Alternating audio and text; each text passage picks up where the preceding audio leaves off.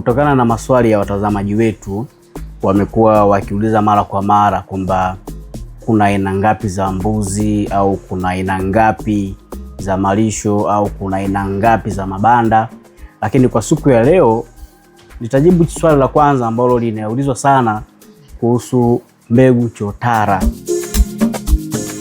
Kama ambavyo unaona kwenye video, hapa ni shambani kwetu, na hawa mbuzi unaona wote kwenye muonekano huo kwenye hii video, hawa ni mbuzi aina ya chotara.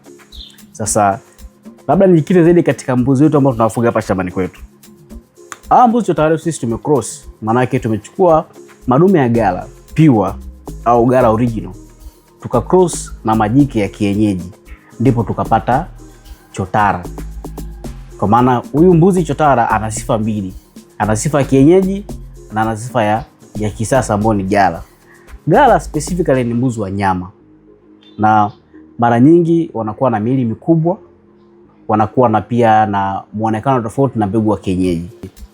Ndio maana ukikrosi mbegu ya gala na kienyeji, mfano umechukua mbuzi wa gala ukacross sema dume la gala ile ukalichukua ukalipandisha kwenye jike la kienyeji, ambalo sasa matokeo yake, kwa sababu gala anakuwa ni mweupe mwili mzima, kwa hiyo inategemea huyu jike uliompandishia ana rangi gani.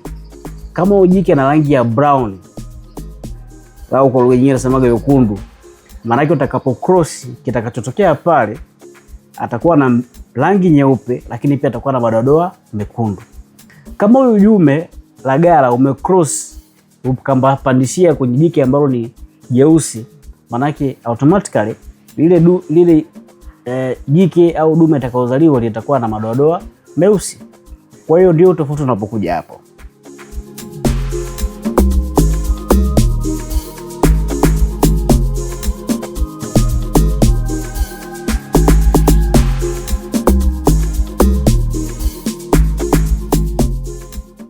Unakuta mtu anahitaji kufuga mbuzi, labda ameona videos, ametamani, ameshawishika na ameona kwamba hili jambo mbona naweza nikalifanya hata mwenyewe, naweza nikafuga. Kwa hiyo jambo la kwanza katika ufugaji ni kupata mbegu. Sasa maana yake unapotaka mbegu ndipo utaamua upate mbegu aina gani, uchukue chotara au uchukue mbegu ya kisasa. Kwa sababu kuna mbegu kama vile boa, kuna mbegu ya gala ambayo ni siolo, kuna sanen, kuna toggenburg, kwa hiyo kuna norwegian. Kwa hiyo kuna mbegu nyingi sana za mbuzi. Kwa hiyo inategemea wewe mhusika unahitaji kitu gani. Lakini nije katika sifa za mbuzi hawa chotara ambao wamechanganya kienyeji na kisasa. Mbegu chotara, mbegu iliyoboreshwa, maana yake ni kwamba tumeangalia sifa ambazo zinapelekea katika mazingira haya. Mfano ukachukua mbuzi wa kienyeji na ugala kwa cross, maana yake mbuzi huyu atakuwa na sifa za kienyeji na sifa za kisasa. Kwa hiyo anaweza kuishi mazingira yana yote yale. Lakini pia kuna masuala ya magonjwa, uhimilivu wa magonjwa. Kwa sababu hawa mbuzi wanatoka nje ya nchi, hawaishi hapa nchi kwetu. Uhalisia wao sio wa hapa. Kwa hiyo unapochukua mbegu kutoka sehemu nyingine, kule mazingira yake ni mengine na huko mazingira yake ni mengine.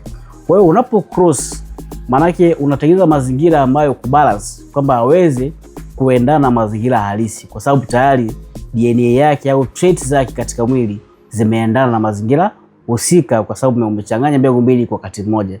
Maana yake tunasema kwamba ni chotara.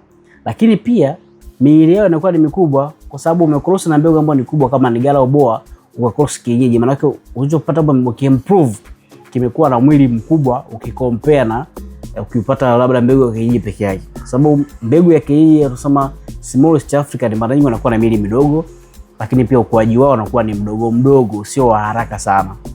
Kwa hiyo ndio sifa moja wapo. Lakini pia katika uzao, ukija kupata hizi mbegu unakuta zinazaa mapacha wawili mpaka watatu. Kwa hiyo unakuta vitu kama vinakuwa vinasababisha wewe kupata matokeo bora. Lakini pia kwenye swala la bei inakuwa ni tofauti, kwa sababu ukinunua chotara la gala mfano ambao cross gala na kienyeji, bei yake inaweza kuwa ni ndogo. Ukikompare ukanunua gala pure yenyewe ambayo ni original gala, bei yake inakuwa ni kubwa. Kwa hiyo kwenye hii uzuri wake katika sifa zinakuwa namna hiyo.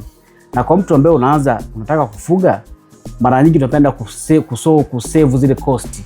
Yaani minimize cost of operation, cost ya management. Kwa hiyo ukinunua mbegu ambayo ina bei ndogo ukaimanage vizuri, maana yake unapelekea kupata matokeo ambayo ni mazuri. Kwa hiyo ndio maana mara nyingi katika ufugaji tunashauri mfugaji aweze kupata mbegu ambayo ni chotara, mbegu ambayo itampatia matokeo ambayo ni bora. Mwisho wa siku ana uwezo kuendeleza zaidi na kupata mafanikio ya haraka.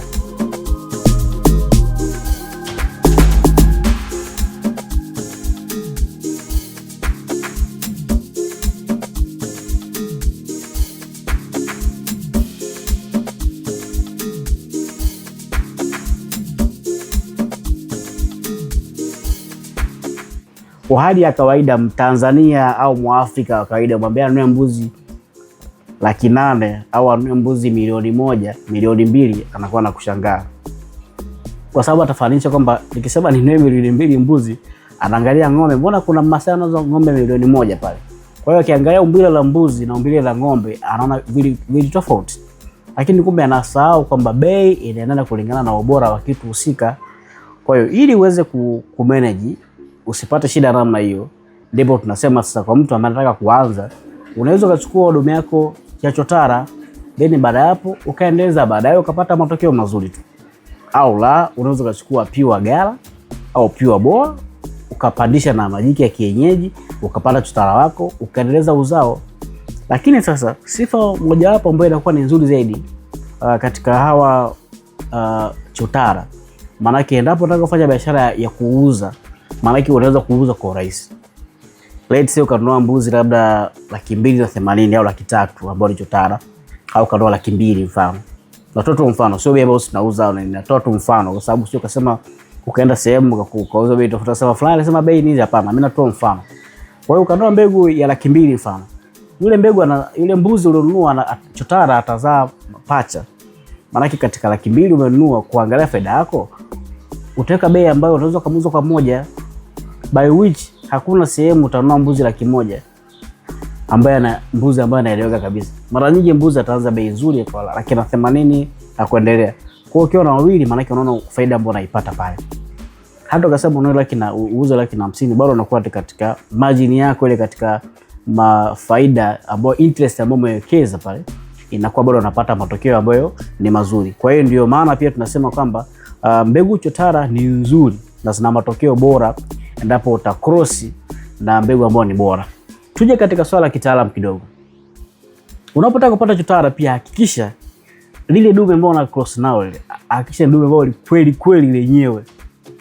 Kwa sababu kwa siku utapata sifa ambazo zinaendana na zile. Kwa sababu zile sifa na huyu jiki la kienyeji utakapo cross, maana yake tutegemea kupata matokeo mazuri. Kwa hiyo ufanye uchaguzi ambao ni bora. Au kama utaenda kununua kwa mtu ambaye anauza chotara, maana yake unaweza kaomba, nataka nione mama wa huyu mtoto au uzao huu, baba yao yuko wapi, mama yao yuko wapi. Kwa hiyo kupitia wale parents unaweza kujua kwamba hii mbegu ni nzuri na inafaa katika matumizi yako kwa jumla.